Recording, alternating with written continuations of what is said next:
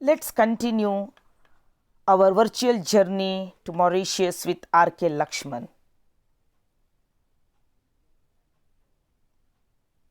Now, the author says, I note the trees here are so unlike the gigantic specimens I have seen in Andaman Islands.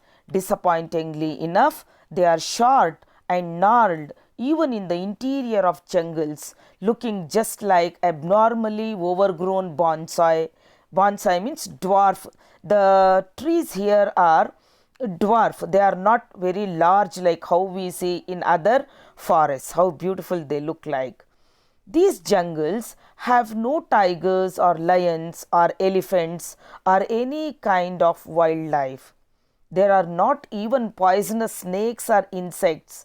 The bat was the only mammal before man arrived on the island, with the monkey and the deer centuries ago. Unfortunately, the birds are dwindling in number and variety. So, all these explanations tell us that it is obvious that because of the population increasing there, I think the forests are dwindling. This is the coastal forest, and these are some of the flowers I just took from the internet. These are the birds. This is the bird or the animals we found there. Okay, the dodo, a bird which could not fly and which certainly had no claims to beauty and elegance. That means it was not a good looking bird, was the native of this island and mercifully is extinct. So, this bird dodo belonged to this island only. It was found only in Mauritius, but today it is extinct. And so are the giant tortoise of the Aldabra variety, of which a few specimens have been brought and kept in an enclosure in the botanical gardens of Pamplemouses.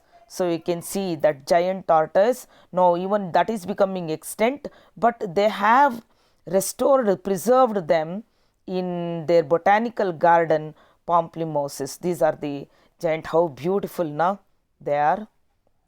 They are called as Aldabra variety. This is the botanical garden of Pamplemouses where they have preserved beautiful plants. How beautiful they are. This is the aerial view of waterfall, and this is the mountain. How, see how it looks, mountain. Okay, the people of Mauritius shudder, they tremble to think of the night the king cyclone struck them. On February 6, 1975, a 320-kilometer broad howling wind moved in at some 255 kilometer per hour. My God, the eye of the cyclone alone, I am told, was 48 kilometers wide, and it churned the country for 2 days relentlessly, flattening everything that stood, smashing windows and doors, tearing up rooftops, uprooting trees, and bringing them down on buildings. See, this was it was 48 kilometers wide, it seems. So, it was a very huge impact. This was the impact. The whole thing, it brought the whole city down. Now, of course, the island has recovered from the devastation, but the valley of the dead trees gives me a fair idea of the enormous violence with which the cyclone had struck these people, who are actually quite used to facing these storms as they are an annual event in Mauritius. So, every year they see floods. Every year they face the floods, but they have learned to live with these natural calamities. But the big ones come only once in 15 years. So, once in 15 years, they will get a very big flood, king cyclone, which destroys everything. The sad part of it is by the time the next one is due, the memory of the previous disaster fades or nearly comes to be believed as a myth. So the people forget it. They forget everything, the devastation, and they again construct their cities. So again trees are planted in congested areas, tall buildings come up, plate glass picture windows are fixed, and rooftops are put up with an eye on elegance. But sure enough, at the end of the 15th year, the king cyclone appears promptly on the horizon to surprise the people of Mauritius. So, every once in 15 years, it is very definite that they are going to face the king cyclone. How beautiful. Mauritius is famous for the coral reef. The coral reef runs all round the island parallel to the shoreline, keeping the hysterical waves away at a safe distance from the beaches. So in the beaches, we don't get those rough waves because the coral reefs stops them. The calm turquoise blue lagoons of Mauritius thus have become world famous. They are world famous. People just come to have a visit, to enjoy and to play water games in these blue lagoons. They are still and calm like lotus ponds, and are a delight to those who like water sports such as scuba diving, swimming, surf riding, speedboat racing, and in some places the sea is so shallow there is even horse riding. See how beautiful the coral reef is, very colorful. This is the blue lagoons of Mauritius. Look at that turquoise blue color. How beautiful. These are the sports: kite surfing, horse riding, boat race, surf riding. All these are the water sports people are fond of doing at Mauritius. This is scuba diving. See, people go, they dive deep into the sea, touch the animals as well as the corals. My wife and I, not being aquatic, we watch with amusement the eagerness, the avidity means eagerness of the tourists from all parts of the world, extracting every bit of fun that the magnificent beach could yield. So he and his wife, they are not very fond of swimming in the sea, so they just sat there and they were watching the people how they were inquiring to have all those sports games. We step into here glass bottomed boat carefully without getting our feet wet and go on a cruise to observe submerged coral reefs and marine life. I see seashells on yellow sands. See, this is a glass bottomed boat, it seems. So if we sit in the boat, we can see from the bottom of the boat all those marine life. We can feel them moving around under our foot. To start with, little undefinable creatures, stray bits of seaweed float by. Now he is sharing what all he saw under that glass bottomed boat. Alarmed crabs scurry for shelter. Then comes the skeleton like formation of coral. The sea deepens, pale green bushes, slimy white blobs. White blobs means something shapeless things, big as pumpkins, lobsters, slithering snaky forms. All these are the sea animals you can see. As the boat moves further into the sea, the scene below runs eerie. Eerie means weird. Among the jagged rocks, the coral jungle becomes dense and huge,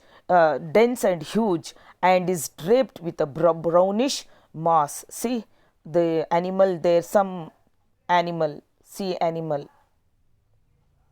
I see shapeless, ugly creatures crawling in the dark depth of the sea covers. I feel unblinking eyes are watching us from below the giant mushroom like growth all over. All these are mushrooms. Headless animals pretending to be plants, stuck in one place, sway from side to side in a ghostly manner. A cold shiver runs down my spine. He gets scared of looking at those ghostly figures deep inside the sea. All of a sudden, standing out against the darkness, a school of fish, colored bright lemon yellow with black bars all along their sides, pass majestically by. See how they always move in a group, these yellow fishes. See how they are passing, cheering up the whole world of overwhelming gloom. So their movement, huge number of fishes, their movement brought overwhelming gloom in that place. Further on, I see the coral branches tipped with a peculiar blue light like hundreds of candles dying out, plenty of colors coming now: violet, yellow, pink, green, postbox red. All these are the colors of the coral. See, all colors you can see. How beautiful. As their boat is passing, they are passing by different things. So those things he is describing. So now their boat is passing along the corals, colorful corals.